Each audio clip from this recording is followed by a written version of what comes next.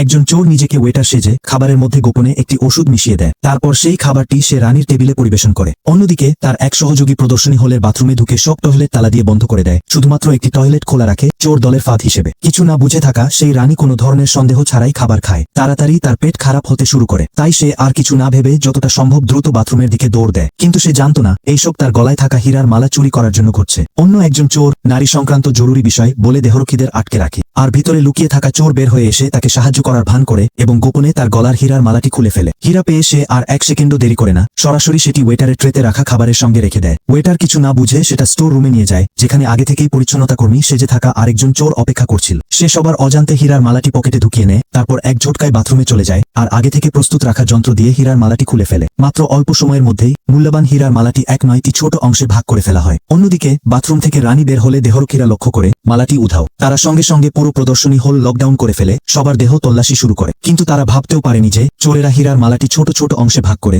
ভিন্ন ভিন্ন সদস্যদের শরীরে লুকিয়ে বের করে নিয়ে যাচ্ছে। এইভাবে দেহরক্ষীদের চোখের সামনে দিয়েই চোরেরা শত কোটি টাকার হীরার মালা নিয়ে চম্পট দেয়।